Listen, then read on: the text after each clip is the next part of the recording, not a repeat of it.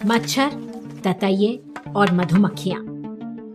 बहुत तरह के कीट हमें काट सकते हैं। अधिकांश मामलों में मामूली दर्द होता है और कोई विशेष खतरा नहीं होता, लेकिन मधुमक्खी के डंक मारने पर कुछ मामलों में गंभीर समस्या खड़ी हो सकती है। अगर पीड़ित को एलर्जी हो तो जान तक जा सकती है। आज का विषय मधुमक्खी के डसने पर प्राथमिक उपचार, first aid for bee sting. हमारे परिवेश में मधुमक्खियां रहती हैं।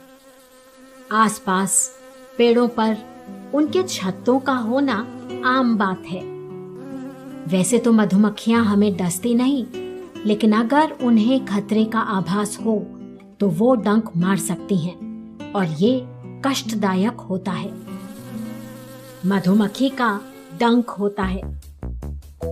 उसकी विशेषता ये कि वो कांटे नुमा होता है और मधुमक्खी के पेट से जुड़ा होता है। डंक में विष की थैली भी होती है। मधुमक्खी डंक मारती है तो कटीला डंक त्वचा में फंस जाता है। आमतौर पर मधुमक्खी पेट फटने के कारण डंक मारने के बाद मर जाती है। तो देखते हैं कि मधुमक्खी के डसने पर प्राथमिक उपचार कैसे दें। सबसे पहले पीड़ित को सुरक्षित जगह ले जाएं और उसे शांत करें। निश्चित करें कि मधुमक्खी ने ही डंक मारा है।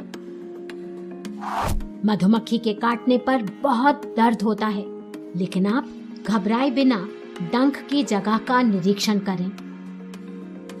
मधुमक्खी का कटीला डंक अक्सर त्वचा में फंसा रहता है और वो ऐसा दिखता है।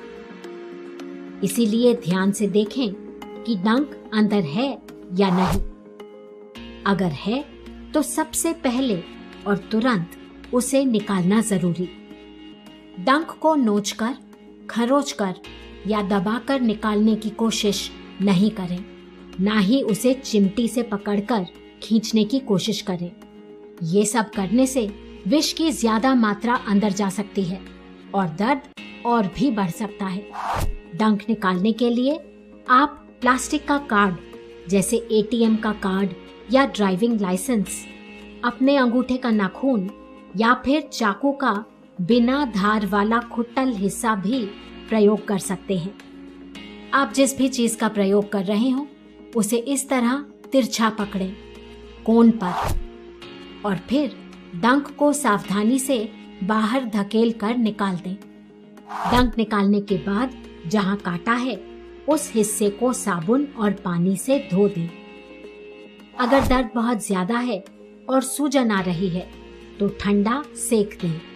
बर्फ को कभी भी सीधे त्वचा पर ना लगाएं। मधुमक्खी के विष में अम्ल मतलब एसिड के गुणधर्म हैं।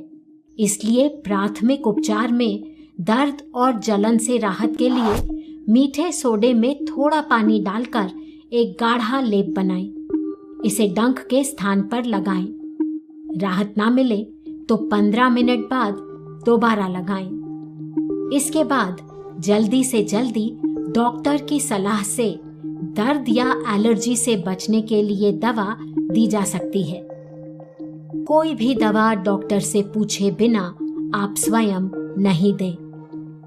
अब बहुत जरूरी बात, कुछ लोगों को मधुमक्खी के विष से एलर्जी यानी गंभीर प्रतिक्रिया हो सकती है। इसके लक्षण जान लें। पीड़ित को बोलने या सांस लेने में जरा भी तकलीफ होने लगे, शरीर में सूजन आने लगे, जी मिचलाने लगे या उल्टी हो, दाने उभर आए जिनमें जलन या खुजली हो, चक्कर आए, पसीना छूटने लगे या अचानक कमजोरी महसूस हो, ये सब एलर्जी के लक्षण हैं। ये एक आपात स्थिति है, इसलिए आप तुरंत एम्बुलेंस की व्यवस्था करें। इस समय व्यक्ति की सांस ठीक से चल रही है या नहीं, इस बात पर विशेष ध्यान दें। इंतजार करते समय पीड़ित को आराम की स्थिति दें और आश्वस्त करें कि मदद जल्दी आ रही है। अगर आपको डंक के बारे में जानकारी नहीं है तो कुछ भी नहीं करना अधिक सुरक्षित है। आप नजदीकी डॉक्टर या अस्पताल को कॉल करके सहायता लें। याद रखें, सभी कीटों का डंक एक जैसा नहीं होता। जैसे मधुमक्खी का कंटीला डंक ततैये और मच्छर के डंक से बिल्कुल अलग है। ततैया और मच्छर अपना डंक त्वचा में नहीं छोड़ते। एक और बात, ततैये के विष में क्षार मतलब बेस के गुणधर्म हैं। उस पर मीठा सोडा लगाना गलत होगा। सुरक्षा और रोकथाम इलाज से बेहतर है। Prevention is better than cure. देखते हैं कि कीटों के काटने या डंक मारने से हम अपने आप को कैसे बचा सकते हैं। लंबी घास या बहुत हरियाली में पूरी बाह के कपड़े पहने और अपने पैर भी पूरे ढकें। आप चाहें तो पतलून या सलवार के पांचों को इस तरह अपने मोजों में खोस लें। ऐसा करने से कोई भी कीड़ा मकोड़ा अंदर नहीं घुस पाएगा। किसी भी कीट के साथ छेड़खानी ना करें। छत्ते को छेड़े नहीं। मधुमक्खी तो अपने बचाव के लिए झुंड में भी आक्रमण कर सकती है। वैसे भी मधुमक्खियां हमारे खेतों और फसलों के लिए बहुत जरूरी हैं। आज आपके लिए 2 काम। पहला, उन कीटों की लिस्ट बनाएं जो हमें डस सकते हैं। आपकी मातृभाषा में उन्हें क्या कहते हैं, उनके बारे में और जानकारी प्राप्त करें। पता करें कि उनके डसने पर क्या होता है। हो सके तो उनके चित्र जमा करें और सबके साथ शेयर भी करें। दूसरा काम, मधुमक्खी के डसने पर प्राथमिक उपचार देने के लिए रोल प्ले करें और हो सके तो वीडियो बनाकर सबके साथ शेयर भी करें। प्राथमिक उपचार सीखें, सजग रहें, सुरक्षित रहें।